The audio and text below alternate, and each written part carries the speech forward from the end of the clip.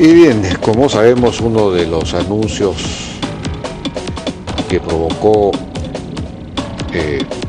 una cierta crítica, o por lo cuando menos escepticismo, en el mensaje presidencial del 28 de julio fue el de que se procuraría un cambio constitucional para incluir el derecho al agua como un derecho constitucional. Hemos invitado a Julio Navarro, que es director, tiene un nombre... de gestión del conocimiento. Director de gestión del conocimiento y de relaciones interinstitucionales de la Autoridad Nacional del Agua, ANA. Julio, ¿cómo está? Buenas noches, ¿cómo le va? ¿Qué Buenas tal? noches, ¿qué tal, Jaime? Bueno, ha preocupado a muchos este asunto de... Bueno, en algunos casos no hay una preocupación porque en realidad se ve como una cosa que no tiene mayor importancia, una cosa fútil, digamos, ¿no? Pero en otros casos hay una cierta preocupación porque establecer un derecho, digamos, la Constitución puede estar llena de derechos y eso no tiene pues mayor impacto en la realidad, ¿no? Si es que no se actúa realmente. ¿Cuáles ustedes han salido a festejar esto? ¿Por qué razón?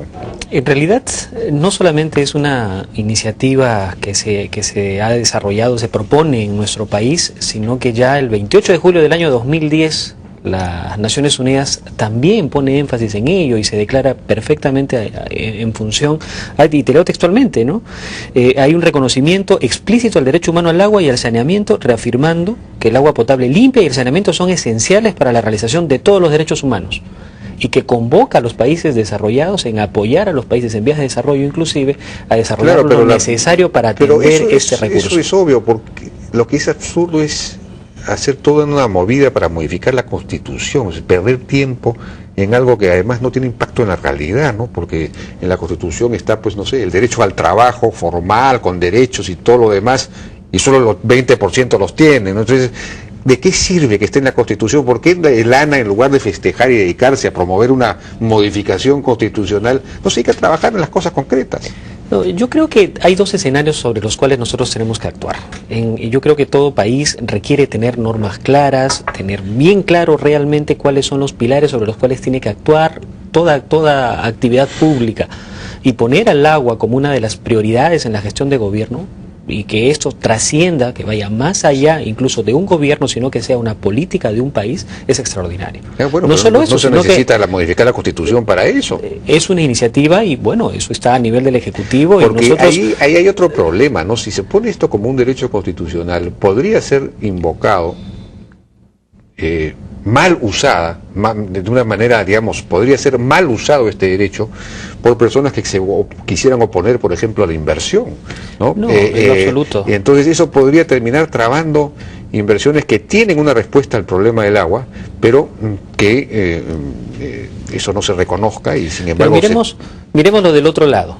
Hay muchas personas, sobre todo en el interior del país, que tienen temor a perder el derecho o el acceso al agua, porque creen que porque se va a desarrollar... No, o sea, a lo que quiero llegar, ¿no? Porque creen que hay una industria, una empresa, una actividad económica que va a operar en algún lugar, puede afectar el derecho de acceder al agua, y eso en muchos casos en nuestro país ha generado muchos conflictos. Eso, claro, eso es lo que está pasando. Entonces, lo que se trata de hacer es no solamente prevalecer lo que la ley de los recursos hídricos ya lo establece, ¿no? El agua es patrimonio de la nación y no existe propiedad privada sobre el agua. Es clarísima la posición en la ley de recursos hídricos. Sí, pero eso es un gravísimo error, ¿no?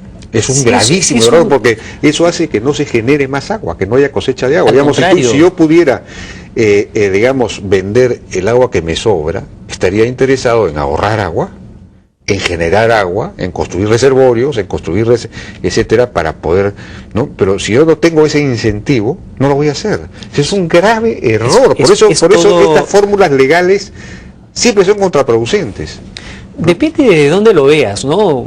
El mundo es ancho y ajeno. En realidad, nosotros tenemos que tener claro que el principal rol y lo que está intentando hacer el Estado ahora, el gobierno y la Autoridad Nacional del Agua tiene esa responsabilidad de garantizar el acceso a todo ser humano, a todo usuario en realidad, el agua en la calidad de vida para garantizar, atender primariamente o garantizar la seguridad hídrica y la seguridad alimentaria en primer lugar, esa es la preeminencia, y luego también dotar del recurso hídrico a todos aquellos que tienen que desarrollarlo para poder subsistir o desarrollar cualquier industria.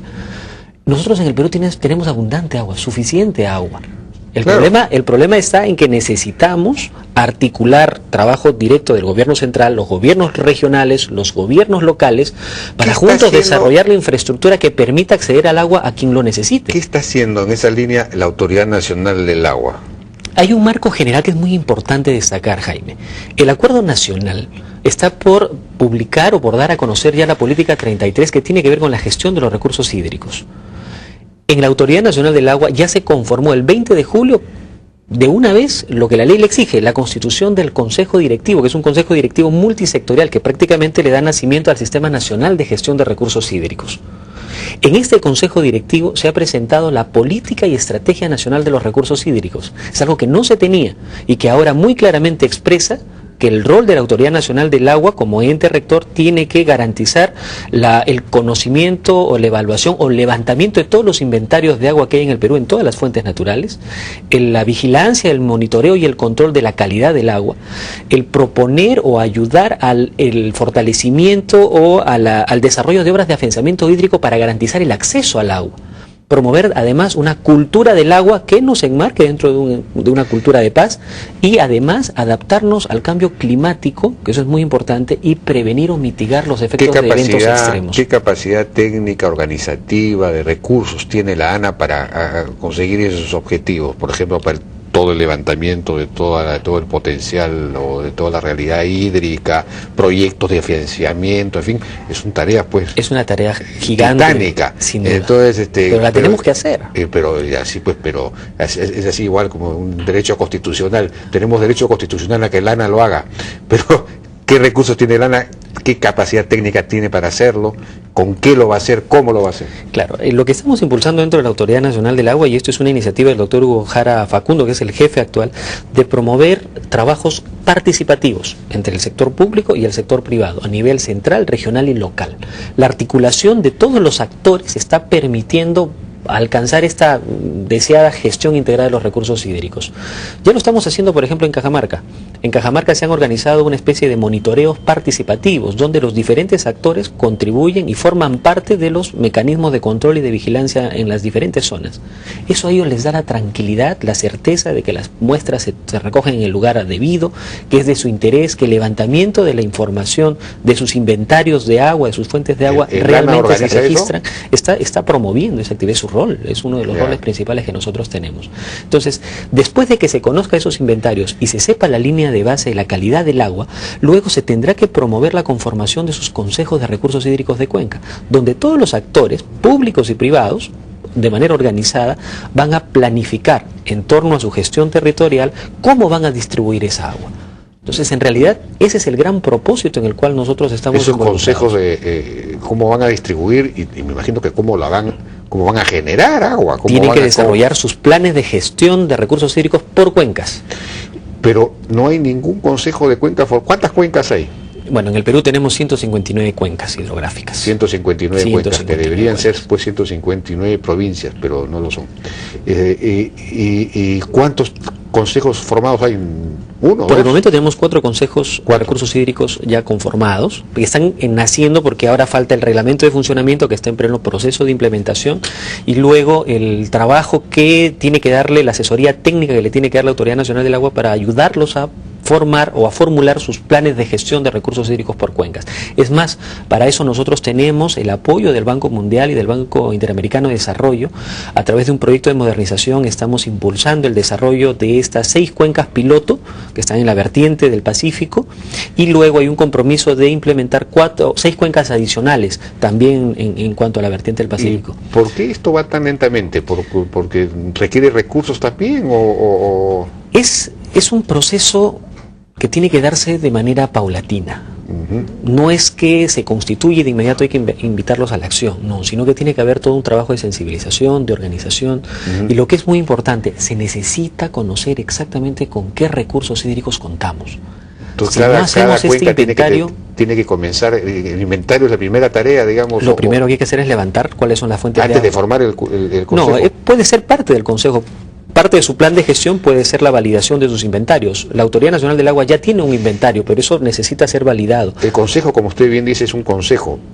pero tiene una secretaría técnica dada o provista por el ANA. Por la Autoridad Nacional del Agua. La Autoridad Nacional del Agua le brinda a la secretaría técnica, digamos, a este consejo directivo, ¿no? O sea que el consejo no tiene un jefe, digamos, que decide, sino que es un consejo deliberativo que hace planes. Se conforma por convocatoria, por iniciativa directa de los gobiernos regionales.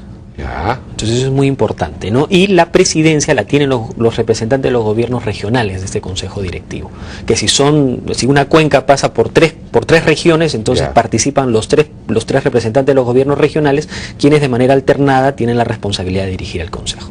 Ya. Es ad honorem, es en realidad el propósito de esto es encontrar un punto de acuerdo donde todos los actores permitan tomar acuerdos respecto de cómo van a usar el agua y en función de su propio territorio, las características de su territorio y sus necesidades. Ahora, Pero, por ejemplo, la ciudad de Lima debería financiar la forestación de la parte alta de la cuenca del Rímac y de las otras dos cuencas, del Chillón y del Lurín, ¿no? Porque Lima... Pero claro, eso debería decidirse en un consejo de cuenca. a propósito, pero por supuesto, no existe el consejo de cuenca del Rímac, por ejemplo. todavía no existe. Entonces Lima no paga nada. Deberíamos pagar, pues, por decir, reverdecer toda la cuenca, forestar todo, hacer sacas de infiltración, reservorios. Lo primero que estamos impulsando ya ahorita es la conformación de un consejo multisectorial para la recuperación del río Rímac. Ya estamos totalmente comprometidos con ello, estamos trabajando de la mano con la municipalidad. Está muy contaminado, muy mineralizado. Hay muchísimos focos de contaminación. Los relaves antiguos siguen. Pero también hay que tomar en cuenta drenando, ¿no? Que el tratamiento de las aguas vertidas del uso poblacional solo alcanza el 17% del agua usada. Y el resto se vierte con el nivel de contaminación a las fuentes naturales. Entonces, la población contamina tremendamente. Hay que hacer que los gobiernos locales, ¿no?, de acuerdo, que en gran parte a veces asumen la responsabilidad de dotar de agua potable a su población, también se preocupen por tener sus plantas de tratamiento para regresar el agua que han utilizado en la calidad de vida a las fuentes naturales. Ese es un proceso que no solamente requiere de fondos, claro, como o de es una recursos, obra que no se ve, entonces los alcaldes no la quieren hacer, pero es fundamental. Pero es fundamental, y eso forma parte de la conciencia social que debe existir en el país para que las autoridades y la colectividad... Esa es una campaña que la ANA debería desarrollar. Esa es la nueva cultura del agua en la que nosotros estamos bastante involucrados. Muy bien, pues Julio Navarro, no tenemos tiempo para seguir abundando en la cultura del agua, contarle que no se... en fin... Pero es para construir un escenario de paz. Y simplemente quisiera agregar algo, Jaime, si me permites. Siempre a fines de año, o noviembre, diciembre, empiezan a suceder una serie de lamentables eventos extremos que afectan a la población. El ANA ya está implementando un plan para desarrollar las fichas técnicas de evaluación que nos permite identificar los puntos vulnerables donde puede haber afectaciones, para trasladarle a los gobiernos locales las fichas necesarias para que ellos puedan implementar obras de reforzamiento que permitan evitar ese tipo de desbordes, principalmente, que es lo que suele pasar cada fin de año. Entonces ya estamos iniciando la tarea. El año pasado hicimos más de 600 puntos identificados. Lamentablemente los gobiernos locales hicieron muy poco eco de ello, por eso la convocatoria a los medios de comunicación, que nos ayuden a compartir esta información para que los gobiernos locales tomen conciencia de eso y ayuden a tomar las medidas de prevención, porque versus la atención de las emergencias es multiplicar el costo de 1 a 5, ¿no? Si me pasan a mí cuáles son esas recomendaciones específicas, yo los puedo ir sacando programa a programa. Perfecto. Bien, no tenemos tiempo para hablar del acuífero de Ica, el plan de recuperación, pero en fin. Ya se inició el estudio de las aguas subterráneas. Allá vamos a conocer la realidad de la escasez del agua que hay en Ica, ¿no? Julio Navarro, director de la Autoridad Nacional del Agua. Muchas gracias. Muchas gracias. Vamos a una pausa, regresamos con Max Hernández, psicoanalista, que acaba de presentar un libro.